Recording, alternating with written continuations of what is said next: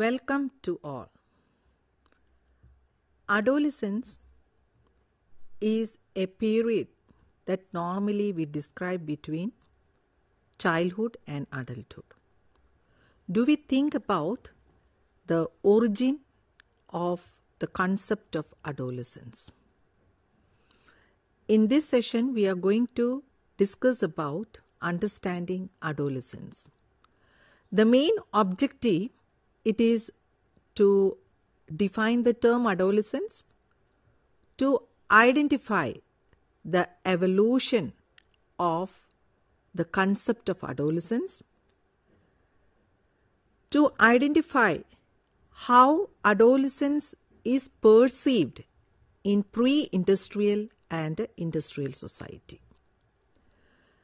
Normally, the term adolescence, let us see the derivation of the word adolescence. Derivation of the term adolescence, it took place from the Latin verb adolescere, which means to grow up and to grow to maturity. So here we can see that the maturity period from the childhood to the adolescent stage they are coming up. Here we may describe it as the physiological development. Coming to the psychological viewpoint, based on the stage categorization, we describe adolescence as a stage between childhood and adulthood. This is the normal way how do we derive the term adolescence and its aspect. Generally, when you go to different literature, you can see the term teenager and adolescent. How do these two terms differ? That the teenager denotes the biological age that ranges from 13 to 19 years old. So those children who are between these 13 to 19 years old are described as the teenager. Whereas in the aspect of the adolescence, we cannot give a age defined concept. It is not an age defined. Or otherwise we can state that it is difficult to define in terms of age related boundaries. So how we can find out that a person or an individual is entering into the adolescent stage? There comes the important question that why not an age approach? This is an important thing that we have to discuss. And in this discussion, the three important points are variation in the age of onset of puberty. Number two, age is not a psychological variable. Then number three, transition from childhood to adulthood do not always follow the same sequence. Let us have an elaborate discussion on this, why the term adolescence cannot be considered as an age appropriate or age related boundary we have stated. Why is it like that? In that case, the first thing, the variation in the age of onset of puberty. We know that there is not a fixed age when an individual attains puberty. It may be different from culture to culture, individual to individual. So the health, nutrition, everything will affect in the aspect of attaining puberty. Coming to the second point, that age is not a psychological variable. Why we can state that it is the age cannot be defined in terms of psychology. It is a construct. So the age may varies for different adolescents. Then transition from childhood to adulthood, it do not always follow the same sequence. So when a person is changing from childhood to adolescence, a particular boundary fixation is not at all possible. So when we think of this adolescence, there comes the importance of the evolution of adolescence.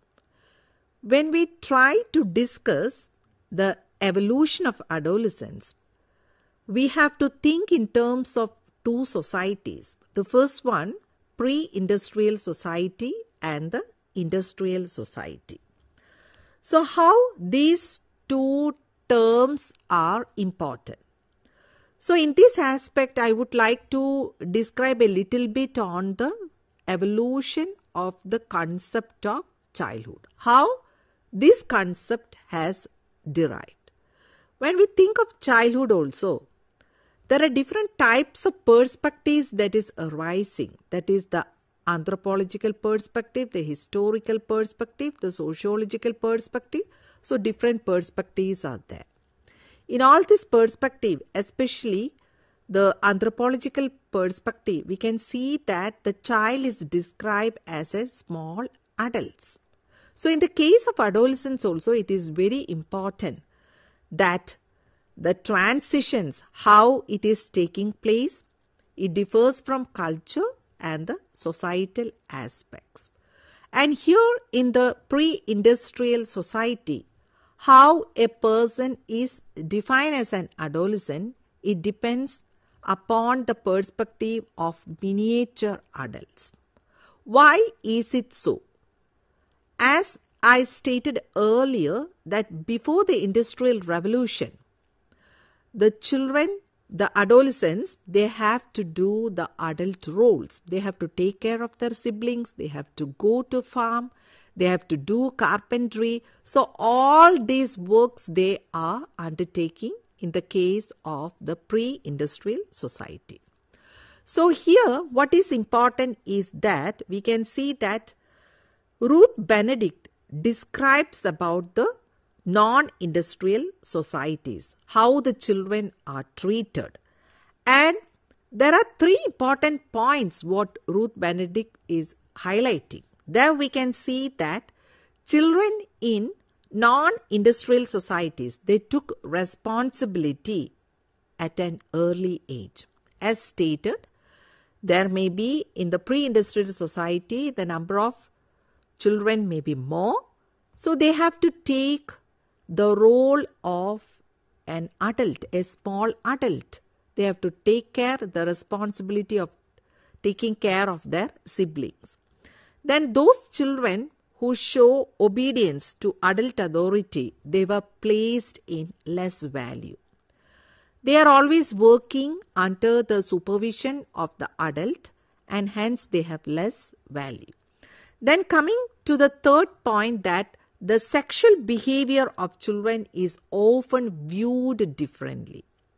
How they are viewed. So here we can see that the three aspects in the pre-industrial society considered adolescents as a miniature adults. Then comes the Industrial Revolution in the 19th century, that we can see that there occurs or the demand for skilled workers arises. When we come to the industrial society, we can see that for operating the big machines, what is needed? Expertise is needed, specific skill is needed. How to attain these specific skills and expertise among small adults? That is not possible. This necessitated sending children to schools. So we can see the emergence of schooling during this industrial revolution. And then when schooling comes, in order to send the children to schools, there occurs the compulsion on the part of the parents to send the children to school. For this, what is important? The Child Labor Act were passed. So restricting child labor through passing of Child Labor Act is very much important. This restricting child labor is an important thing, and then we can see that different child protection acts is also passed. So the three important things which makes adolescent to send to school is the emergence of schooling, the restricting of child labor, the passing of child labor acts, and the child protection acts. All these things made the adolescents to send to school. They have to attend the schools. So this part we can see that it is because of the social construct that the term adolescence has emerged. And when we see that the children in non-industrial societies, they took responsibility in early age, and earlier we have discussed that the adolescence, puberty or attaining pubescence is different in different cultures. So the adolescents, how they are perceived in different cultures, that thing we will discuss. That, for example, the puberty rituals is an important thing.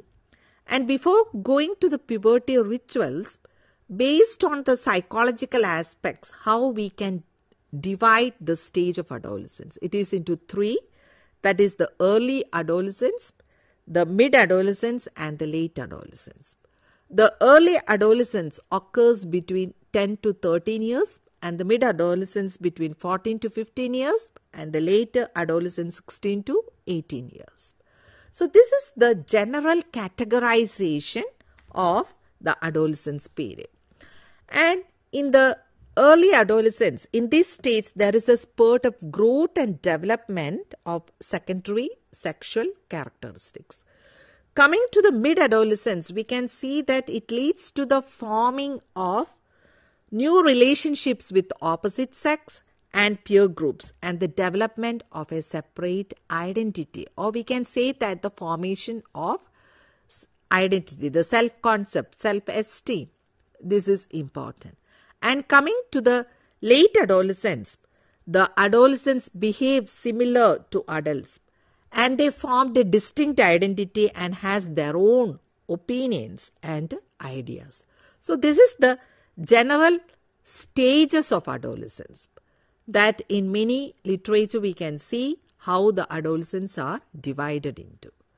Now coming back to the point of adolescence in different cultures, how they are perceived in different cultures. For this aspect, we have to highlight, it is necessary to highlight some of the cultures and how the adolescents are perceived. Take the case of the adolescents residing in Samoa. How they are perceived. That is an important thing, how these adolescents are perceived in the culture of Samoa. Samoa, it is an island in the Pacific Ocean near New Zealand, and both male and female participated in the puberty rituals. What is the important thing is that the traditional rite of passage into adolescence contains an elaborate process of tattooing, sometime between ages 14 and 16. And for boys, the process lasts for 2 to 3 months, whereas for girls, it takes 5 to 6 days. So see how the cultural perspective of adolescence is arising. So in Samoa, the main puberty rite that we can term it as tattooing. That is the main thing. And how much months they are taking, and how this culture is perceiving the concept of adolescence. This adolescence, all these concepts, we can see that it is related with the puberty rituals. Take the case of Judaism and how they perceived adolescence. In the case of Judaism, we can see that the boy is treated as the bar mitzvah. That means the son of the commandment. And it takes place at the age of 13. And the girls as bat mitzvah at the age of 12. So here the two terms are differed, and the age is different. And what is important here is that this is a kind of ceremony, the Bath Mitzvah and the Bar Mitzvah. They are looked upon as adults and obliged to follow Jewish commandments and laws. What is important here? We can see that it is related with the religious ceremony. So, when a boy attains 13 years, he is called as Bar Mitzvah, where he has to obey the Jewish commandments and laws. Coming to the state of Tamil Nadu, we can see that when a girl attained puberty, a ceremony known as Tiruvandukuli was celebrated, where we can see that the girl is bathed in turmeric and dressed as a bride and declared to the larger community that she had attained puberty. So this is the way how the girl who attained puberty is celebrated in Tamil Nadu. Coming to the Navajo Americans, that is the Native American tribe, the females have a ceremonial ritual related with the onset of menarche. This indicates the entrance of children to adolescence stage. So we are discussing about the different cultures and how in different cultures adolescents are perceived. Coming to the Nair community, there itself we have discussed that the Tiruvandukuli that is taking place in Kerala, and this Tiruvandukuli is also termed in other name as Tirandu Kalyanam. In Kerala state, it is known as Tiruvandukuli or Tiruvandu Kalyanam. There itself, the puberty ritual is related with the entrance into the adolescent stage. In Tamil Nadu also, there is that entrance into the adolescent stage. Coming to the next culture that existed in Odisha, there is a tribe known as Chuktiya Punjia. So here, they are a tribe that belongs in the Odisha state, where we can see that the puberty rituals is divided into two, that is the pre-puberty rite and the puberty rite. So what is happening in the pre-puberty rite? The girl is married to an arrow or a branch of mahul tree as her husband. And the puberty rite, it happens after the ceremony of the marriage. So when we go through this cultural celebration of a person entering into adolescent stage, what we can sum up is that these ceremonial rituals, they are either related to different cultures or either they are related to religious ceremonies, religious rites. So what we can summarize from all this cultural aspect is that the adolescence as a stage is giving more importance in different cultures, and how this adolescent stage is celebrated, or they are celebrating the puberty rites. So here we can state that the physical maturation and the process of social redefinition during adolescence may vary significantly throughout cultural, social and historical context. So we cannot make a fixed definition of adolescence, or we cannot state that all the adolescents are passing through a same stage or rituals. So based on the cultural context, the social context and the historical context, the ceremony of attaining puberty is differing. Then comes to the next point, that adolescence as a special transition period. Why it is known as a special transition period? The first thing that we have to discuss is rapid biological changes. We know that the adolescents are undergoing different changes in their growth rate and the organ development and attaining puberty. Then comes the concept of developmental task of adolescence. This developmental task, it was coined by Having Hurst, and we can define it as the social abilities or attitudes related to development. Coming to this developmental task, it is right to discuss the different types of developmental tasks. The first one, that is acquiring a masculine or feminine sex role, developing proper relationship with peers of both sexes, emotionally independent of parents and other adults, making sure that he or she will become economically independent, then preparation for a vocation, then attaining cognitive skills that lead to social competence, then achieving socially acceptable behavior, preparing for marriage and family, acquiring socially acceptable values. So what we can confine here is that the developmental task, when we go through each of the developmental tasks, what we can confine is that the social abilities or attitudes related to development.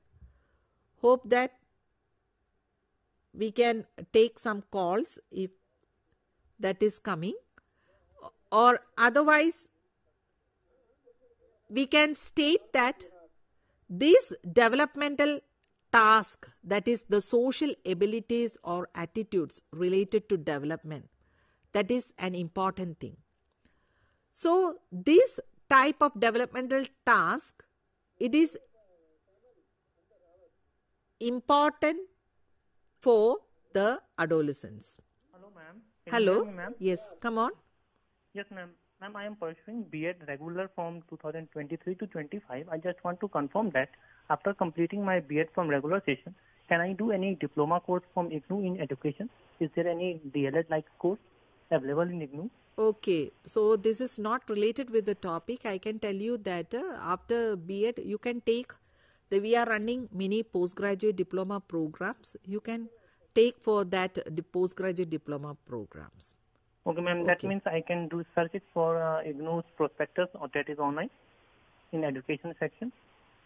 You can get all the program details in the common prospectus. You can download and you can go to School of Education and see the different programs. Okay. Okay, ma'am. Yes. Anything if it is related with the topic, you can ask.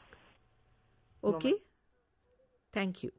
So what we can see is that the different types of developmental tasks, we are dealing with the different types of developmental tasks that we describe it as the social abilities or attitudes related to development. So this task, when we go through one by one, what we can see is that it is the task that is needed to become emotionally mature, then economically independent, then attaining the cognitive skills which is important to adjust in society, that is the social competence, then achieving socially acceptable behavior, then they entering into the later adolescence, we can see that they are preparing for marriage and family and acquiring socially acceptable values also. So this is about the developmental task. Then when we think of adolescence, that is the perspective on adolescence, how we can define it, classify it as into social viewpoint, developmental psychological viewpoint, biological perspective, intellectual competency viewpoint. So in a nutshell, when we go through each viewpoint, we can see that the social viewpoint, it deals with the skills and the social competence that an adolescent has to attain. Developmental psychology viewpoint stated about the rapid growth rate of the adolescents and the changes that is happening and the different types of skills that they have to attain. And biological perspective also, we can see the rapid changes in the hormonal changes, the growth rate, the growth spurt, we use the term. Then the intellectual competency viewpoint, what we can see, the cognitive skills, it is increasing. They are able to think in terms of abstract concept. So this is all about the concept of adolescence and how we have to understand adolescence. So in this session, we try to discuss upon the concept of adolescence and the different societies, how they perceive adolescence, how different cultures perceive adolescence, how the different puberty rites are celebrated. And then we have discussed about the developmental task. And lastly, we have come to the point on the perspective on adolescence, which are classified into social viewpoint, developmental psychology viewpoint, biological perspective, intellectual competency viewpoint. Thank you.